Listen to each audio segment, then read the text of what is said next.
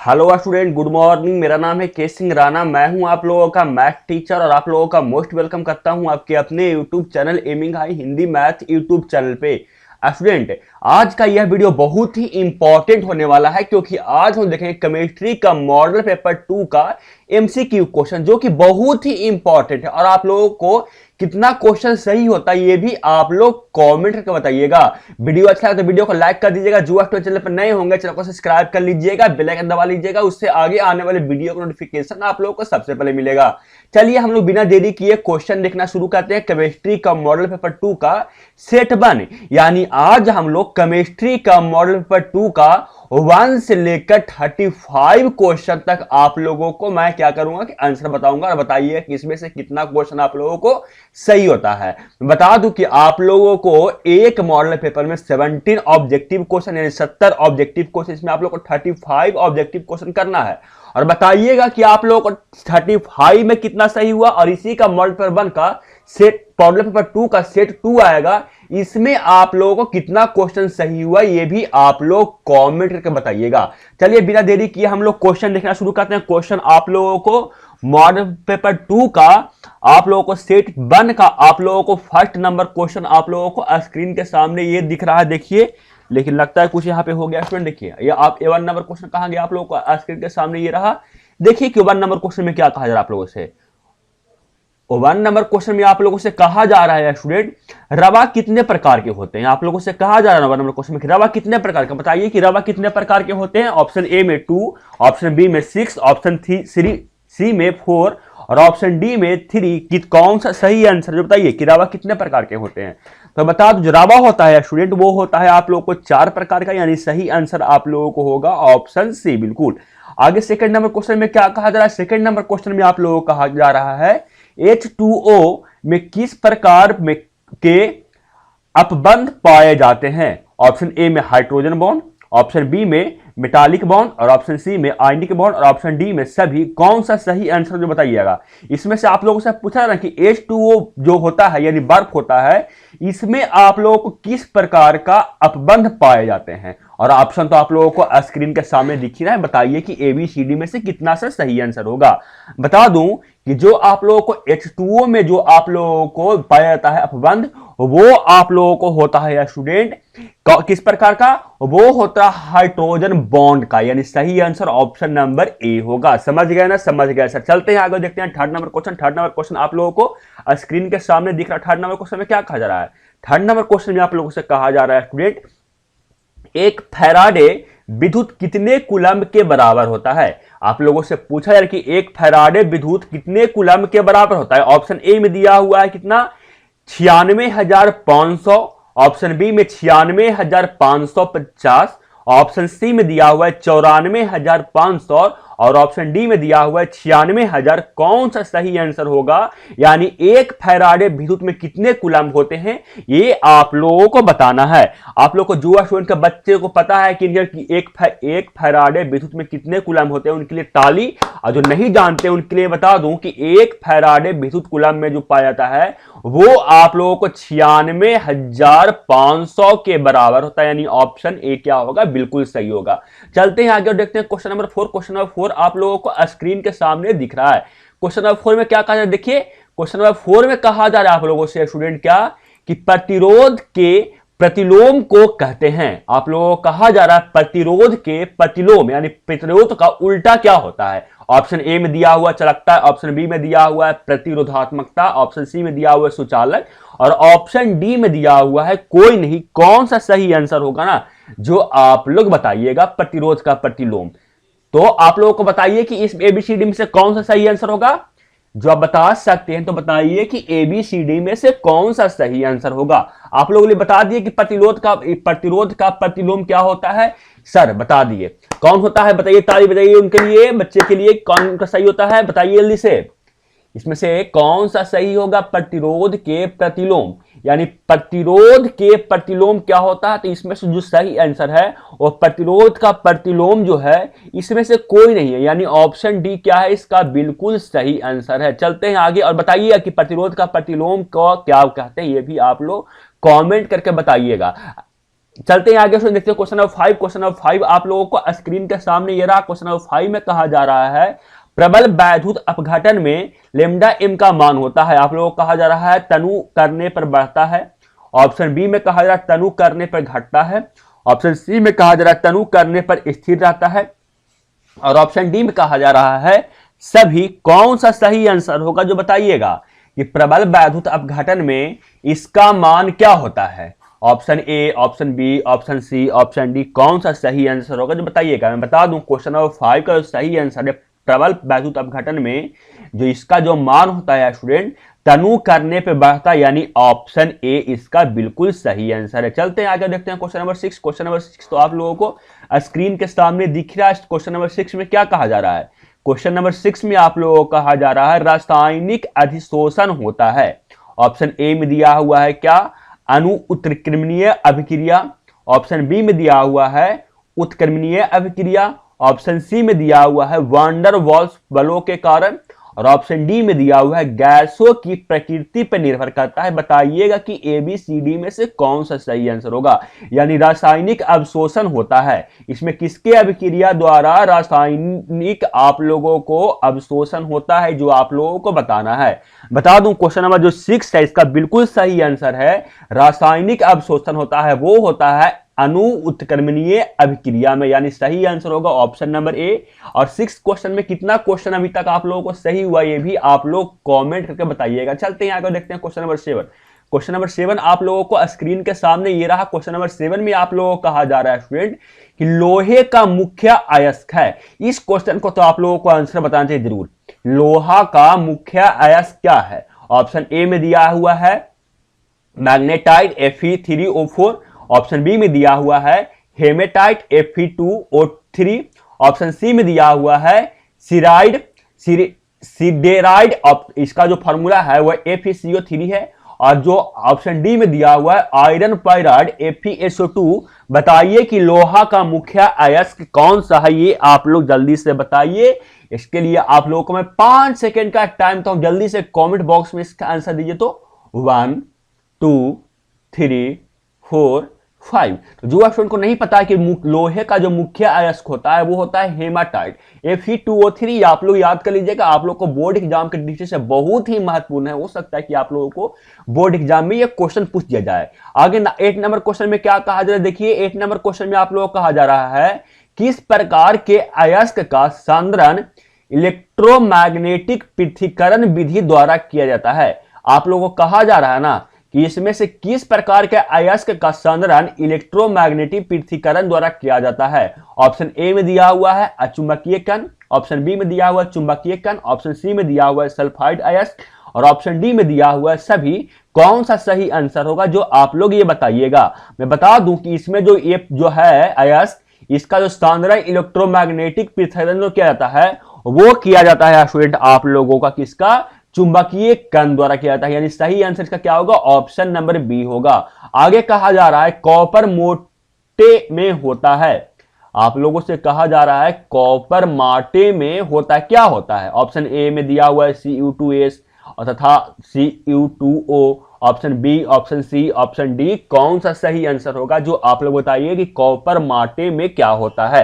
मैं बता दूं जो कॉपर माटे में होता है स्टूडेंट वो आप लोगों को होता है Cu2S तथा Fe(S)। यानी सही आंसर क्या हो जाएगा, बिल्कुल बी इसका सही आंसर हो जाएगा। और आप लोग को ये क्वेश्चन सही हुआ कि नहीं ये भी आप लोग बताने का कष्ट कीजिएगा, यानी कष्ट नहीं, आप लोग बताइएगा तो आप ही लोग को फायदा होगा। कष्ट उसमें क्या होगा, आप लोग बताइएगा तो आप ही लोग को ना फायदा होगा कि आप लोग कितना क्वेश्चन सही हुआ। मुझे भी लगे कि हाँ इतने सारे स्टूडेंट जिनका इतना क्वेश्चन सही हुआ, तो आप लोग क्वेश्चन का आंसर कमेंट बॉक्स में जरूर दीजिएगा स्टूडेंट।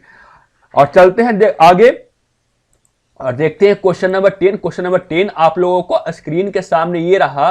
क्वेश्चन नंबर 10 में आप लोगों को कहा जा रहा है स्टूडेंट, क्या कहा जा रहा है आप लोगों से, कहा जा रहा है आवर्त सारणी के ग्रुप 15 में नाइट्रोजन के अतिरिक्त कौन सा तत्व है। आप लोगों को कहा जा रहा है जो ग्रुप हम लोगों को 15 है, सारणी आवर्त सारणी में ग्रुप 15 है, इसमें नाइट्रोजन के अतिरिक्त इन चारों ऑप्शन में क्या पाया जाता है बताइए। तो ऑप्शन ए में दिया हुआ है ऑक्सीजन, ऑप्शन बी में दिया हुआ है फास्फोरस, ऑप्शन सी में दिया हुआ है कार्बन और ऑप्शन डी में दिया हुआ है आर्गन।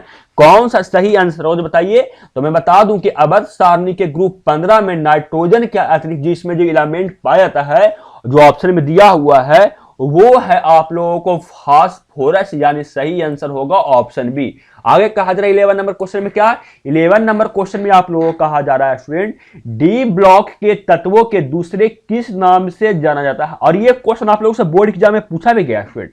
आप लोगों को कहा जा रहा है डी ब्लॉक के तत्व को दूसरे किस नाम से जाना जाता है। ऑप्शन ए में संक्रमण तत्व, ऑप्शन बी में क्या दिया हुआ है पारूपी तत्व, ऑप्शन सी में असंक्रमण तत्व और ऑप्शन डी में है क्षार धातु। कौन सा सही आंसर है बताइए कि डी ब्लॉक के तत्वों के और किसके नाम से जाना जाता है। आप लोगों को ऑप्शन स्क्रीन पे दिख रहा है।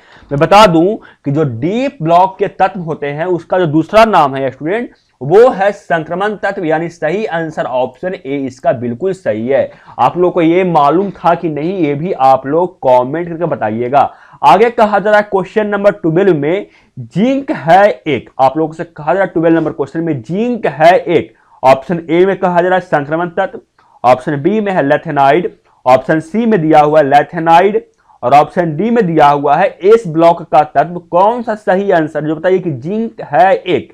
ऑप्शन आप लोगों को स्क्रीन के सामने दिख रहा है, बताइए कि एबीसीडी में से कौन सा सही आंसर होगा। तो बता दूं कि जो जिंक होता है ना स्टूडेंट, वो होता है डी ब्लॉक का। तो आप इतना हिंट दे दिए, तो आप लोग बताइए कि जब जिंक होता है डी ब्लॉक का एलिमेंट, तो बताइए कि ये कौन सा तत्व होगा। तो डी ब्लॉक का एलिमेंट को किस नाम से जाता है, संक्रामक तत्व से, यानी संक्रामक तत्व से, यानी सही आंसर क्या होगा, ऑप्शन ए हो जाएगा। बिल्कुल समझ में आ गया ना स्टूडेंट, समझ में आ गया। तो चलते हैं आगे, देखते हैं क्वेश्चन नंबर 13। क्वेश्चन नंबर 13 आप लोगों को स्क्रीन के सामने तो दिख रहा है। क्वेश्चन नंबर 13 में क्या कहा जा रहा है देखिए। तो क्वेश्चन नंबर 13 में आप लोगों को कहा जा रहा है क्या कि Mn3+ एक ऑक्सीकारक है। ऑप्शन तो आप लोगों को स्क्रीन के सामने दिख ही रहा है, बताइए कि एबीसीडी में से कौन सा सही आंसर है Mn3+ का ऑक्सीकारक। ऑप्शन तो आप लोगों को दिख रहा है, बताइए। मैं देता हूं 5 सेकंड का टाइम इस क्वेश्चन के लिए। 1 2 3 4 5। तो बता दूं कि जो Mn3+ का ऑक्सीकारक है वो है स्टूडेंट खाली डी कस्प के कारण, यानी सही आंसर ऑप्शन सी इसका बिल्कुल सही हुआ। और अभी तक आप लोगों को 13 क्वेश्चन में कितना क्वेश्चन सही हुआ ये भी आप लोग कमेंट करके बताइएगा। चलते हैं आगे, देखते हैं क्वेश्चन नंबर 14। क्वेश्चन नंबर 14 आप लोगों का स्क्रीन के सामने दिख रहा है और क्वेश्चन नंबर 14 में आप लोगों को कहा जा रहा है क्या कि इसका आईयूपीएसी नाम क्या है। ये जो दिया हुआ है इसका देखिए, एक सेकंड रुकिएगा। हाँ देखिए, इसका पूछा क्या आप लोगों से कि आईयूपीएसी नाम क्या है। ऑप्शन ए में दिया हुआ है पोटेशियम क्या दिया हुआ है, पोटेशियम टेट्राहाइड्रोक्लोरोजिकेट। ऑप्शन बी में दिया हुआ है zinc di hydro oxide, option C में दिया हुआ है जिंक हाइड्रो ऑक्साइड पोटेशियम और ऑप्शन डी में दिया हुआ है कोई नहीं। यानी इसका आप लोगों को आईयूपीएसी नाम जानते हैं तो बताइए, और आईयूपीएसी नाम का फुल फॉर्म क्या होता है ये भी आप लोग कमेंट कर बताइएगा। तो मुझे लग सके कि हाँ कितने सारे स्टूडेंट 14 नंबर क्वेश्चन तक देख रहे हैं। बता दूं कि इसका जो आईयूपीएसी नेम है स्टूडेंट, वो जाकर आप लोगों को है पोटेशियम टेट्राहाइड्रोक्लोरोजिकेट, यानी सही आंसर क्या है ऑप्शन नंबर ए। आप लोगों को मालूम था कि नहीं ये आप लोग कमेंट करके बताइएगा। चलते हैं आगे, देखते हैं क्वेश्चन नंबर 15। क्वेश्चन नंबर 15 में आप लोगों को स्क्रीन के सामने ये रहा। क्वेश्चन नंबर 15 में कहा जा रहा है आप लोगों से स्टूडेंट कि अल्कीन के द्विबंध का पता लगाने को मिलाते हैं। यानी आप लोगों को कहा जा रहा है अल्कीन के द्विबंध को पता लगाने के लिए क्या मिलाते हैं। ऑप्शन ए में दिया हुआ है तरल CO2, ऑप्शन बी में दिया हुआ है तरल Br2, ऑप्शन सी में दिया हुआ है तरल क्लोरीन और ऑप्शन डी में दिया हुआ है बेयर प्रतिकारक। कौन सा सही आंसर बताइए कि अल्कीन के द्विबंध का पता लगाने के लिए उसमें डालते हैं यानी मिलाते हैं। आप लोगों को तो ऑप्शन स्क्रीन के सामने दिख रहा है, यस सर दिख रहा है। मैं बता दूं कि अल्कीन के द्विबंध का पता लगाने के लिए जो मिलाते हैं वो बेयर प्रतिकारक मिलाते हैं, यानी सही आंसर ऑप्शन डी होगा। और ये क्वेश्चन का आंसर आप लोगों को पता था कि नहीं ये आप लोग बताइएगा कमेंट बॉक्स में। चलते हैं आगे, देखते हैं क्वेश्चन नंबर 16। क्वेश्चन नंबर 16 में आप लोगों को कहा जा रहा है क्या कि त्रिवियम समवर्ती जिसका संबंध अध्यारोपित वस्तु दर्पण प्रतिबिंब को कहा जाता है। ऑप्शन ए में क्या दिया हुआ है, डायस्टेरोमेर। ऑप्शन बी में दिया हुआ है प्रतिबंध रूपता। ऑप्शन सी में दिया हुआ है कायरल यौगिक और ऑप्शन डी में दिया हुआ है रेशमिक मिक्सचर। कौन सा सही आंसर होगा जो बताइए क्वेश्चन नंबर 16 का। बता दूं क्वेश्चन नंबर 16 का सही आंसर है स्टूडेंट वो है आप लोगों को ऑप्शन बी प्रतिबिंब रूपता, यानी इसका बिल्कुल सही आंसर। आप लोगों को ये क्वेश्चन का आंसर पता था कि नहीं ये आप लोग बताइएगा। और एक बात और है स्टूडेंट, आप लोगों को ऑब्जेक्टिव भी चाहिए, बताइए आप लोगों को सब सब्जेक्ट का ऑब्जेक्टिव भी चाहिए। अगर आप लोगों को ऑब्जेक्टिव चाहिए तो 1 से 2 दिन के मैं अंदर आप लोगों को ऑब्जेक्टिव का भी इंतजाम कर दूंगा। प्रत्येक सब्जेक्ट का एक आएगा आप लोगों को मॉडल पेपर का और एक आप लोगों को आएगा ऑब्जेक्टिव का वीडियो। अगर चाहिए तो बताइए। और मैं बाद में इसलिए ये पूछ रहा हूं ताकि कितने सारे स्टूडेंट है ना वो लास्ट तक वीडियो देख रहे हैं, यानी अभी तक क्वेश्चन नंबर 16 तक देखे हैं। तो बताइएगा आप लोग कि आप लोग को ऑब्जेक्टिव भी चाहिए क्या। चलते हैं आगे देखते हैं क्वेश्चन नंबर 17। क्वेश्चन नंबर 17 आप लोगों को स्क्रीन के सामने ये रहा। क्वेश्चन नंबर 17 में क्या कह रहा है देखिए। क्वेश्चन नंबर 17 में आप लोगों को कहा जा रहा है क्या कि क्लोरोफॉर्म ऑक्सीजन से प्रकाश की उपस्थिति में अभिक्रिया कर देता है। ऑप्शन ए में दिया हुआ है क्या दिया हुआ है फॉस्फीन। ऑप्शन बी में दिया हुआ है फॉस्फिजीन। ऑप्शन सी में दिया हुआ है फॉस्फोरेसेंस। ऑप्शन डी में दिया हुआ है मीथेन। यानी आप लोगों को कहा जा रहा है क्लोरोफॉर्म ऑक्सीजन के प्रकाश में उपस्थित, मतलब क्लोरोफिन को ऑक्सीजन के प्रकाश में अगर हम क्या कहते हैं अभिक्रिया करवाते हैं तो उसमें से क्या सब बनता है, अभिक्रिया कर क्या देता है, यानी क्या बनता है। आप लोगों को स्क्रीन पर तो दिख रहा है ऑप्शन, बताइए कि क्या बनता है। जो बता दूं क्वेश्चन नंबर 17 का सही आंसर है स्टूडेंट जो बनता है क्लोरोफिन ऑक्सीजन के प्रकाश की उपस्थिति में वो बनता है फॉस्फिजीन, यानी सही आंसर होगा ऑप्शन बी। आगे कहा जा रहा है क्वेश्चन नंबर 18 में क्या। क्वेश्चन नंबर 18 में कहा जा रहा है एल्कोहल और एनॉल बनने में एल्कीन एवं एरीन का एक हाइड्रोजन किससे प्रतिस्थापित होता है। आप लोगों को कहा जा रहा है ना एल्कोहल और एनॉल बनने में एल्कीन एवं एरीन का एक हाइड्रोजन किससे प्रतिस्थापित होता है। और आप लोगों को यह समूह दिया हुआ है, बताइए कि किसके साथ यह प्रतिस्थापित होता है। मैं बता दूं जो प्रतिस्थापित होता है ना स्टूडेंट वो होता है OH के साथ। और OH का क्या नाम है ये भी आप लोग कमेंट करके बताइएगा। चलते हैं आगे देखते हैं क्वेश्चन नंबर 19। क्वेश्चन नंबर 19 में कहा जा रहा है क्या ग्लिसरॉल है। आप लोगों को कहा जा रहा है ग्लिसरॉल आप लोगों को क्या है। ऑप्शन तो आप लोगों को स्क्रीन के सामने दिख रहा है, बताइए ग्लिसरॉल क्या आप लोगों को है। ऑप्शन ए में दिया हुआ है मोनोहाइड्रिक एल्कोहलिक। ऑप्शन बी में दिया हुआ है क्या di hydraulic alcohol. Option C में दिया हुआ है क्या ट्राई हाइड्रिक एल्कोहल और ऑप्शन डी में दिया हुआ है टेट्राहाइड्रिक एल्कोहल। बताइए कि कौन सा सही आंसर होगा। ग्लिसरॉल क्या है बता दो। जो ग्लिसरॉल होता है स्टूडेंट वो आप लोगों को होता है ट्राईहाइड्रिक एल्कोहल, यानी सही आंसर क्या होगा ऑप्शन सी होगा। चलते हैं आगे देखते हैं क्वेश्चन नंबर 20 नंबर क्वेश्चन आप लोगों को स्क्रीन के सामने तो दिख ही रहा है। बताइए कि ABCD में से कौन सा सही आंसर होगा 20 नंबर क्वेश्चन के लिए। 20 नंबर क्वेश्चन में कहा जा रहा है क्या बेंजीन का साधारण हाइड्रोक्सी व्युत्पन्न है। आप लोगों को कहा जा रहा है बेंजीन का साधारण हाइड्रोक्सी व्युत्पन्न है। ऑप्शन ए में दिया हुआ है प्रोपनॉल। ऑप्शन बी में दिया हुआ है फिनॉल। ऑप्शन सी में दिया हुआ है बेंजाइल एल्कोहल और ऑप्शन डी में दिया हुआ है कोई नहीं। कौन सा सही आंसर होगा जो आप लोग ये बताइएगा। कौन सा सही आंसर होगा। बेंजीन का साधारण हाइड्रोक्सी व्युत्पन्न है ये आप लोग बताइएगा। ऑप्शन ए में दिया हुआ है प्रोपनॉल। ऑप्शन बी में दिया हुआ है फिनॉल। ऑप्शन सी में दिया हुआ है बेंजाइल एल्कोहल और ऑप्शन डी में कोई नहीं। कौन सा सही आंसर होगा बताइएगा। बता दूं क्वेश्चन नंबर 20 का सही आंसर है वो है स्टूडेंट ये जो बेंजीन का साधारण डाइऑक्साइड व्युत्पन्न है वो होता है फिनॉल, यानी सही आंसर है आप लोगों को ऑप्शन नंबर बी। आगे कहा जा रहा है क्वेश्चन नंबर 21 में क्या कि ये दिया हुआ है आप लोगों को इसका IUPAC नाम क्या है। आप लोगों से पूछा जा रहा है इसका IUPAC नाम क्या है। ऑप्शन ए में दिया हुआ है क्या 1,5-डाई मिथाइल फिनॉल और ऑप्शन बी में दिया हुआ है 1 हाइड्रोक्सी 2 मिथाइल ट्राइन। ऑप्शन सी में दिया हुआ है 1 हाइड्रोक्सी 2,3 डाई मिथाइल बेंजीन और ऑप्शन डी में दिया हुआ है डाई ड्रॉक्सी डाई मिथाइल बेंजीन कौन सा सही आंसर होगा, जो आप लोग बताइएगा। मैं बता दूं इसका जो IUPAC नाम है स्टूडेंट, वो आप लोगों को है क्या, ये है 1,5 डाई मिथाइल फिनॉल, यानी सही आंसर क्या है, ऑप्शन ए होगा। आप लोगों को पता था कि नहीं? और ऐसा क्वेश्चन आप लोगों से बोर्ड एग्जाम में बहुत पूछेगा। आप लोगों से IUPAC नाम पूछने के लिए बहुत क्वेश्चन आप लोगों से पूछेगा, तो आप लोग तैयार रहिएगा उसके लिए। उसमें क्लियर कहां से कीजिएगा, आप लोग ऑब्जेक्टिव बनाइए, आप लोग बुक पढ़िए, आप लोगों को कंप्लीट हो जाएगा। चलते हैं आगे, देखते हैं क्वेश्चन नंबर 22 नंबर क्वेश्चन आप लोगों को स्क्रीन के सामने ये रहा।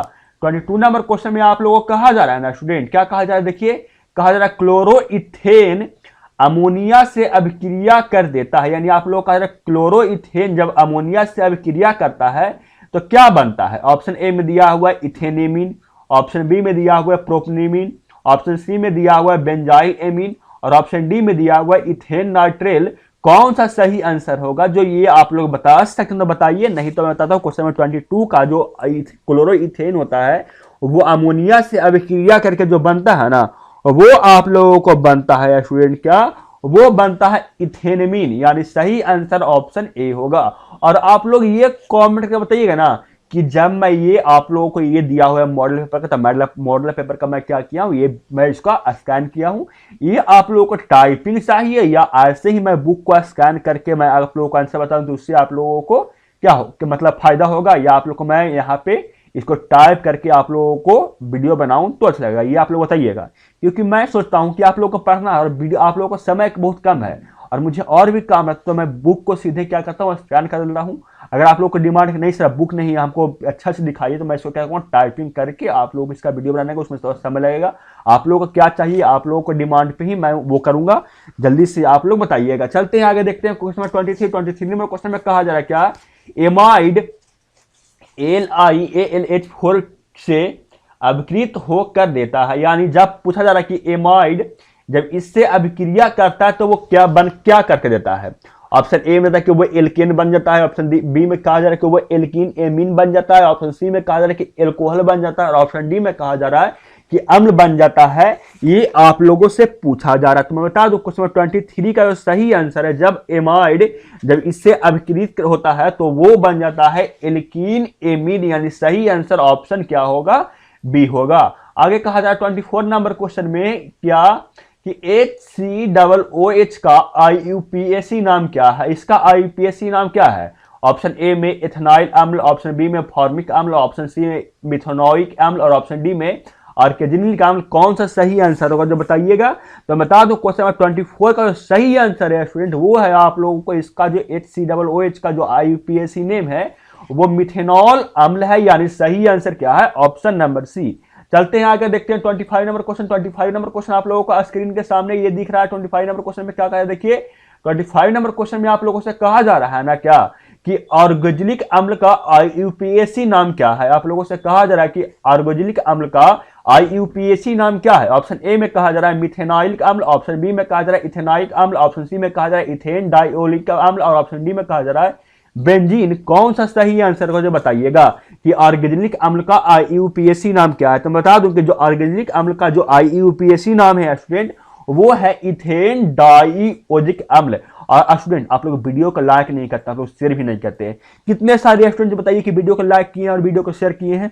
आप लोग वीडियो को नहीं शेयर कीजिएगा, वीडियो को लाइक नहीं कीजिएगा, तो क्या होगा, उससे मेरा मोटिवेशन टूटेगा, और मेरा मोटिवेशन टूटेगा तो वीडियो बनाने का क्या करेगा, मन नहीं करेगा।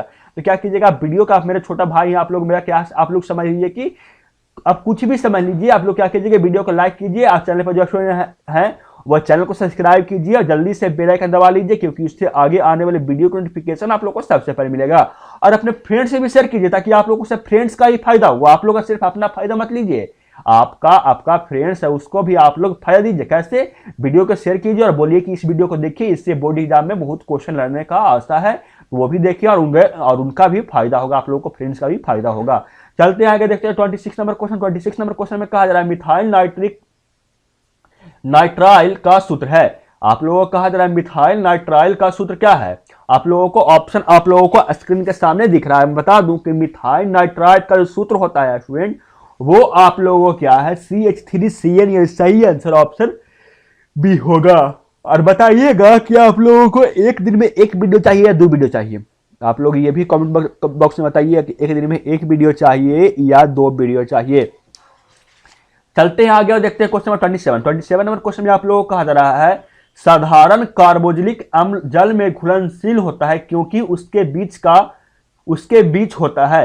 यानी आप लोगों का है साधारण कार्बोक्सिलिक अम्ल जल में घुलता है, उसके बीच में कौन सा बंधन होता है। आप लोगों को अब ए में कहा जा रहा है सहसंयोजक बंधन, ऑप्शन बी में कहा जा रहा है हाइड्रोजन बंधन, ऑप्शन सी में कहा जा रहा है आयनिक बंधन, और ऑप्शन डी में कहा जा रहा है कोई नहीं, यानी तीनों बंधन में से कोई नहीं है। बताइए कि कौन सा सही आंसर होगा, बताइएगा कि कौन सा सही आंसर होगा।